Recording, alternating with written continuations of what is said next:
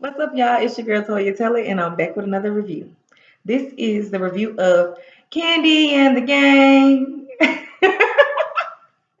don't know if I hit it right or not, but I was gonna review the first episode, but I didn't know if I was gonna hop into it for real throughout the whole season. Even though I enjoyed the first episode, I really did like it, but I had to get a feel for everything first. But I didn't decide to do the first episode, but I did decide to do the second episode. So I'm here to review the second episode of Kandi and the Gang. And the title of the episode is A Family's Disaster. And so we're just gonna hop right into it. Now we start off this episode with meeting um Patrick and Melvin. And Patrick is Candy's cousin and he run a parking lot at the OLG. And Candy say that the parking lot do real good, and as we can see, we know why the parking lot do real good. Okay, because Patrick just gives me the flirtatious ladies man type of guy. He give me, the type that you can't help but crack a smile when you talking to him. You know what I'm saying? He give me that type of guy. So I'm pretty sure them tips looking real nice for Patrick out there in the parking lot. So I see why he love that parking lot. Cause Patrick say, I love that parking lot. And now we meet Melvin. Melvin, he's Aunt Bertha's son. I mean grandson. That's her son's son. She had to let us know in the confessional. And so he's they also had to let us know that he know how to fry some chicken. Okay. And so he over there cooking up some chicken and some more stuff. And he FaceTime Candy to talk to her about, the progress and stuff like that at the restaurant. And Candy tell us in the confessionals that um Melvin is her cousin, but he's like a brother to her. So she got real deep in her feelings on the flashback. He's like a brother to me. And so as we can see, she really have a soft spot for Melvin. Plus, Melvin thinks that Candy thinks that Todd is always being too hard on Melvin. And Todd was like, he a grown man, he can handle it. And I get that and all. And Todd being hard on Melvin, it probably uh helped Melvin's progress along the way, because he said he started out as a dishwasher, but he went to culinary school and Todd had to correct Candy that yeah, you paid for him to go to culinary school. Like, come on now. But anyways, Melvin went to culinary school and now he have really learned how to cook and be top chef at OLG, right? So, and I feel like being hard on him was something that he probably needed. You never know. Like when you put in that type of situation as a man, you need somebody to be hard on you. Hell. So I feel tired. Like Melvin grown man, he can handle it.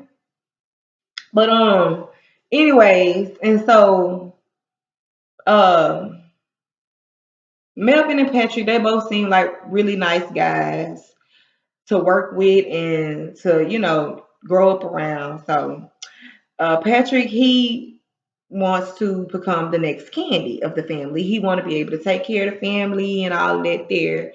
And him and Melvin, they basically roommating together. So Melvin cooks breakfast in the morning and offers Patrick some breakfast and everything. So they chopping it up over breakfast and Patrick telling him that he don't really know how to cook, but he can grill some burgers and some fries.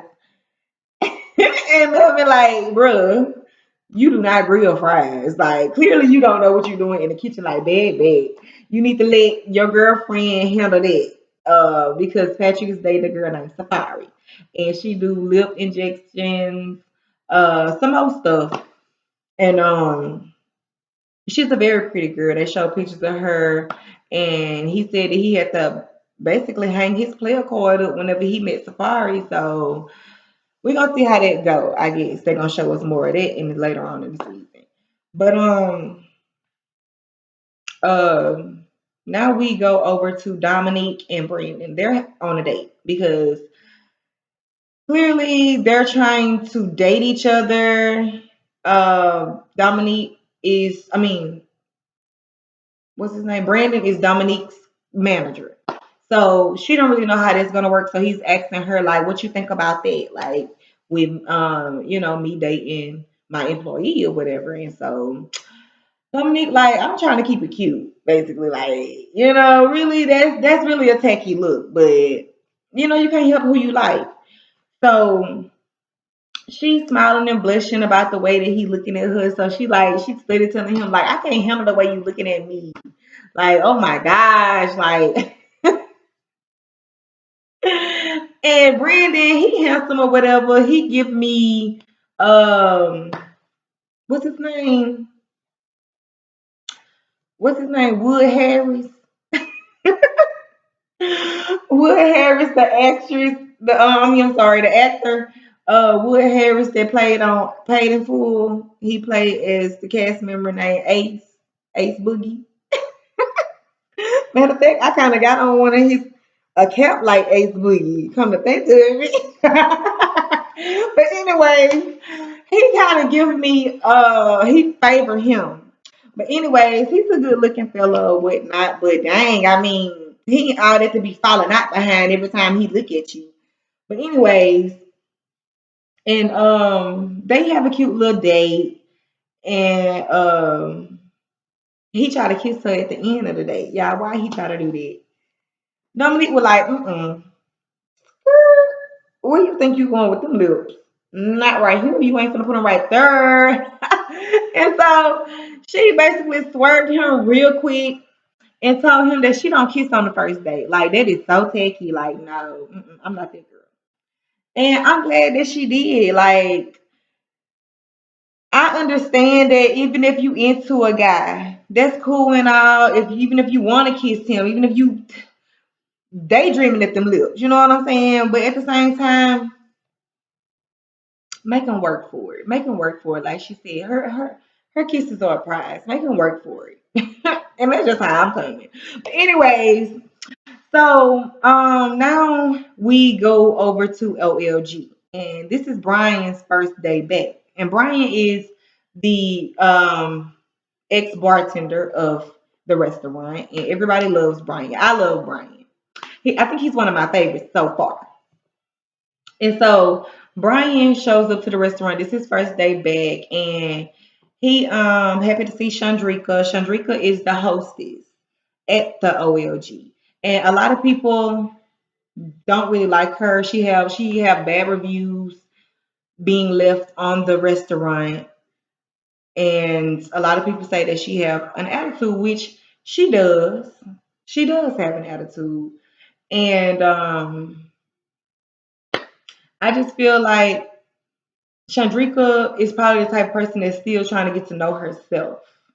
But I sort of like Chandrika, although I don't like her attitude. I don't agree with just having an attitude with your customers that's so unprofessional. Like you don't need to be the hostess if that's the case, because ain't nobody trying to walk into a restaurant and trying to enjoy themselves with their family or their peers or whatever they doing. Ain't nobody trying to go eat amongst people with bad attitude. Like, don't nobody want nobody with a bad attitude to serve them or host them. Like, you the first person I walk into this restaurant, we could be laughing and, talking it up on the way inside the restaurant. Like, energy just high.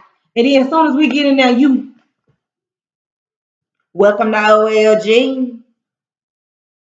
Like, don't nobody, like, what type of energy is you sprouting around at this point? No, I don't agree with Chandrika's attitude. Although, I mean, I can't just say I don't like her because I don't really know her right now. This is just the second episode. But so far, I don't like her customer service. I can't say that. Now, Dominique, she's one of my favorites. I do like Dominique. I love her energy. I love her voice. I don't know, that's kind of weird, but I love her voice. And I do feel like um she will be like fun to work around. Like I love to for her to be one of my coworkers or whatever the case may be. And they also show clips of her dancing and baby Dominique can come dance for me.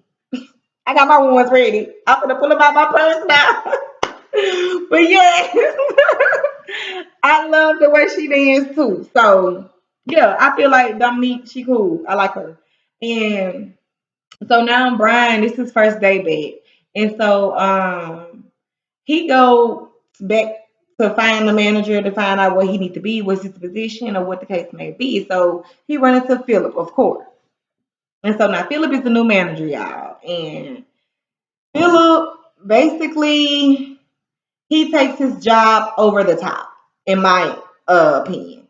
And he has a very strong leadership personality. So yeah, he's a serious person.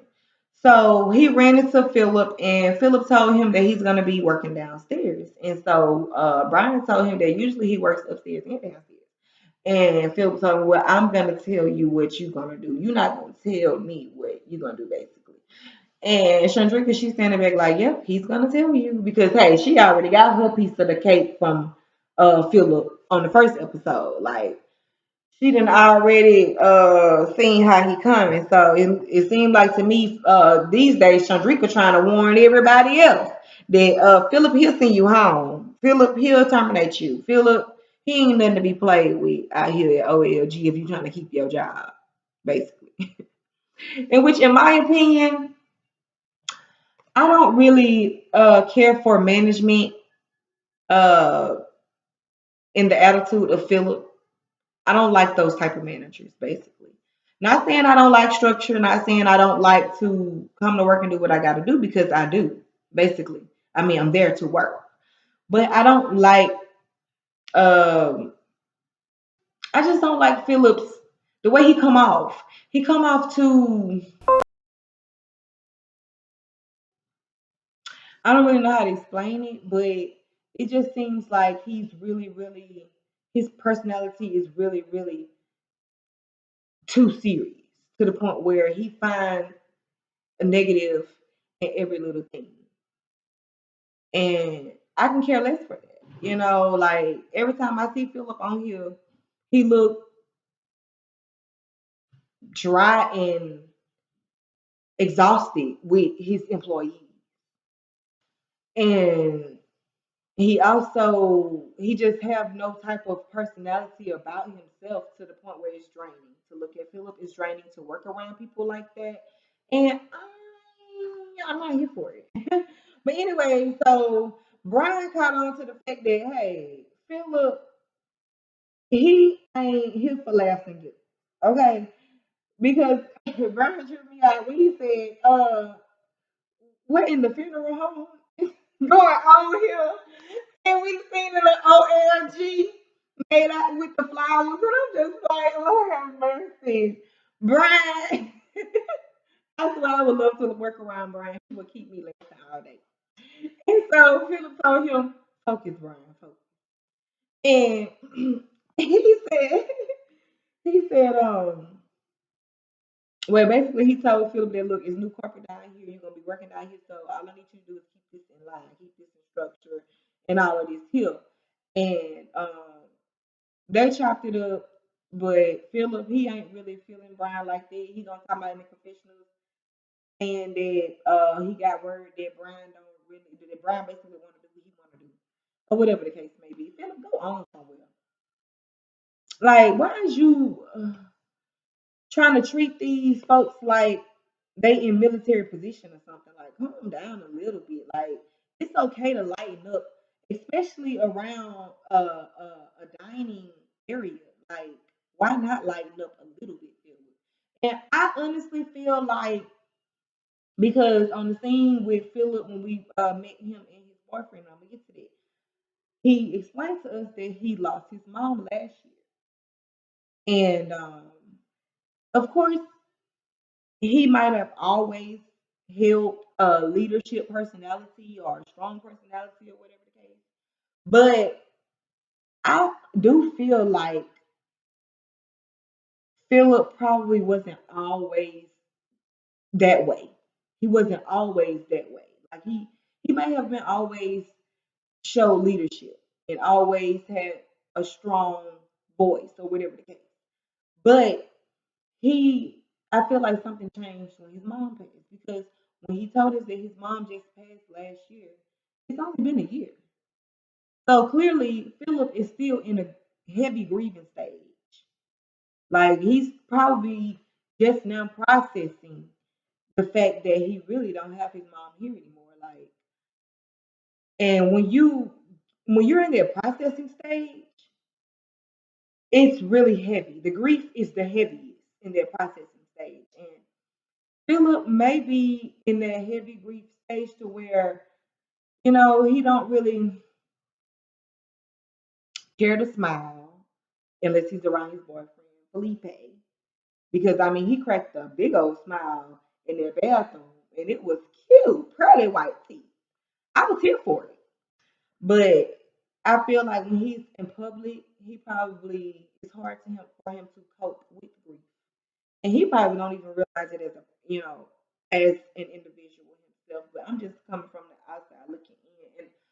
And I thank God I've never lost my mother, but I have lost a parent because I lost my dad.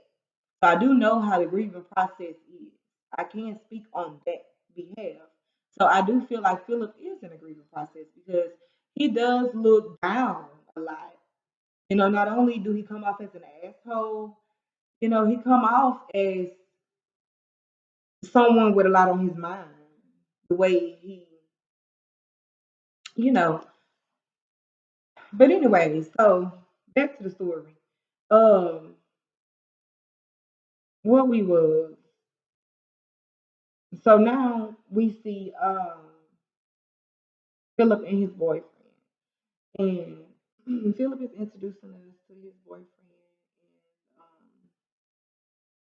And basically, his boyfriend is named Felipe. He's from Brazil. And his boyfriend is really cute. And he asked his boyfriend, he was like, most of, basically, he was telling his boyfriend that the restaurant is stressing him out. And the employees, they basically want to be able to do what they want to do, or whatever the case may be. And they think that he's mean. And he was like, "Do you think I'm mean?" And Felipe was like, "Yeah." And then he started laughing like, "No, I'm just playing, babe." And so they was all cute or whatever. And then we go to the scene where Chandrika was telling Brian and everybody else that she want them to come over to that she want them to come out with them or whatever. So when they yeah, so they meeting up to go out to eat, basically to discuss the things that happen at work together behind everybody else there. In which they should have made sure they didn't invite Patrick because we're gonna get to that. But anyways, so now we see Torrin and he's at his apartment and he invited Chandrika and Dom over so that they can have drinks and just mingle a little bit and unwind. And so Chandrika, she walked in. I love that dress. I love her shape. I love her body. Her attitude might not be on point. The customer service might be bland as fuck. But Chandrika look good. And so Dom, Dom look good at all times. Like, okay, Dom is always killing the scene. Period. So when she came through with her pretty dog, I love that dog. That dog is so cute. And so they all gathered around in the living room, had drinks, and they was just discussing the ins and outs. So Tori asked Dawn straight up, "Is you dating somebody?" And Dawn was like, "I'm gonna tell my business." And clearly they talking about Brandon, but Dawn trying to keep it on the low key. Basically, what she said in the middle of the dinner, whenever Chandrika was basically talking about Brandon. Train spots with Patrick train spots with Brandon and all this till like, why are you doing all this? They're not in high school. Like that would irritated me too. I felt dumb when she came for her in the confessional saying that like you trying to keep it on low key, Chandra, because you really need to file back.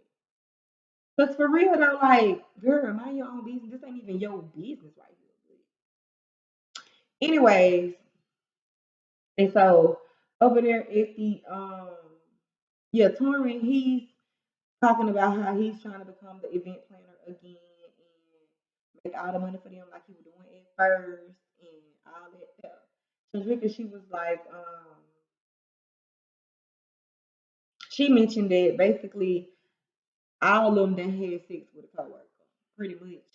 Like you already know how it go in real world shit. Like at a job, either the manager or somebody gonna find you attractive, and you might just get them a chance. Not saying that I have. I'm not telling no tales, but I'm just saying that it does happen like that in real life. So Shandrika did have a point. So Torrin, he trying to get back in the door, and he have a meeting with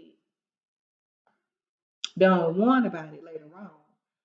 But first, we're gonna talk about the dinner.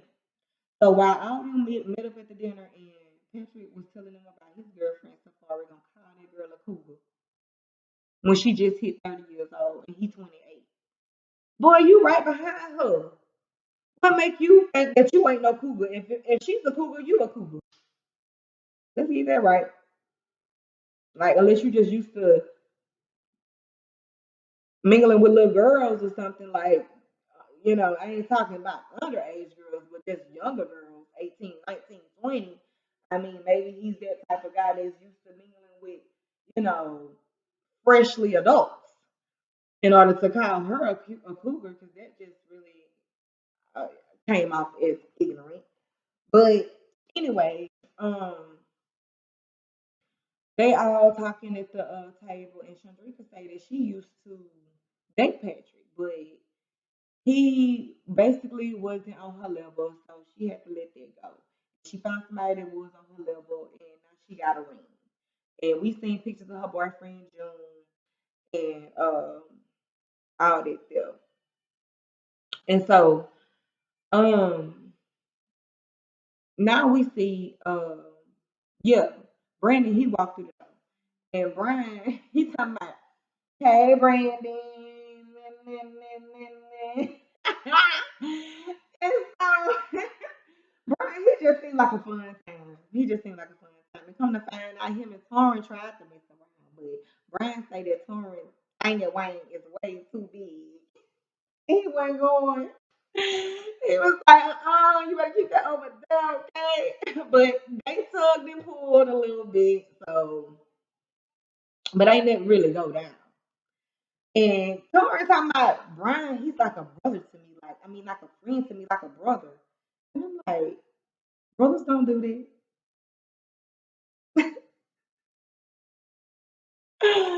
But anyway, so now we over there with the old ladies, y'all.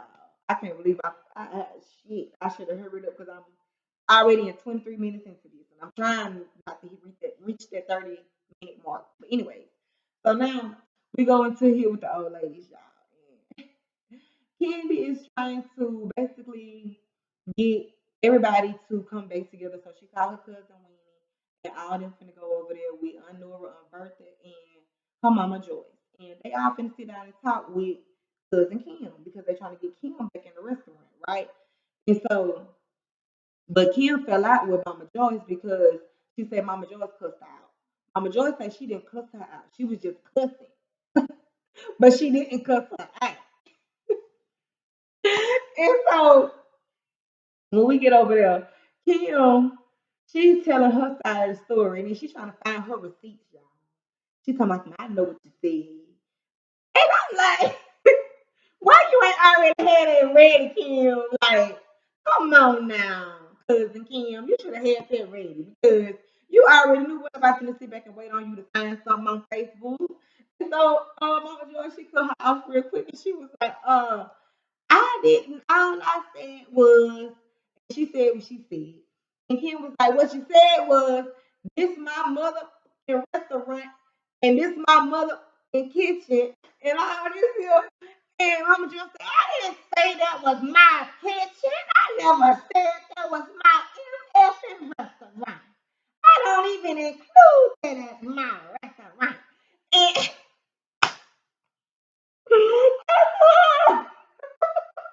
it's going down. I was like, OMG. And so, Kim said, no, that's when Bertha, she said, why are you cussing so? I must have fell out. And Mama Joy said, because she said that I said that was my MF and kitchen. I never said that. They're going back and forth, y'all. This ain't no things got real heated when Nora name got called. Nora, look up. Kim said somebody ain't Nora said something. This ain't no baby ain't Nora stood up. Kim stood up. Ain't Nora talking about, I knocked your ass down like I done did before. Kim, she got her hands like this, but come on now, come on. Candy, she in the middle of it all trying to keep them separated. She's talking about, I don't know what just happened, but that ain't it. I don't know what happened either, Candy. I thought you were bringing your cousin Weenie over here to make sure that this don't happen. Like Weenie can't control them. You probably should have brought some security guards for these old ladies because they really with the shit. Lord have mercy. And so I done got the ladies to calm down. Now, all that there. After all that there, he come Mama Joyce, my son. Anybody want some sandwiches and some chicken? I got some chicken wings. I must have felt like I'm like, Lord have mercy. If that's not the epitome of a black family. And oh my gosh, oh my gosh, oh my gosh, you kind of reminded me of my people. But anyway, now we go to the scene with Torrin. He meets with Don Juan so that he can talk about getting his job back as an event planner. And then so he goes to measure the stuff, which Don Juan he say he not really feeling right about hiring Torrin back because of how Torrin left. Torrin left talking about COVID, and then they seen him on Instagram, and he just disappeared, like never came back. So I feel Don Juan where he coming from. I wouldn't really trust his loyalty either anymore. But I guess they're gonna give him a second chance because they told him he can go in there and measure the tables and everything. Yeah, so when he went in the building, unknowingly, Phillip is sitting in there. And so he speaks to Phillip and everything. But he's not coming in there to talk, he's coming in there to do what he was gonna do. And so Phillip, he tell him that basically coming at him all jacked up in my book, talking about well, whenever you speaking, when I'm speaking to someone, I expect them to look at me. But you looking at your laptop. How you expect somebody to give you respect? You're not even giving them respect. So, and I'm glad Torrin gave it to him like how he needed it. Like baby Torrin served him real quick, delivered, signed and sealed. And I'm glad he did. Yeah, yeah. Tell you to that ass when it comes down to Phillip because for one, how you gonna tell him that he was being unprofessional when he walked through the door when he came in there looking for confrontation whenever he didn't even know you was in here? Like Phillip, you need to calm down because you're really taking your job way too over the top, bro. Like that's annoying. So we're gonna see how things roll out next week. And until then, thank y'all for watching. This is your girl Toya Tell It. If you have not subscribed to my channel yet, please go ahead and do so. And also hit that notification bell button down below so you'll know when I come through with more videos. Until next time, I hope y'all have a good night.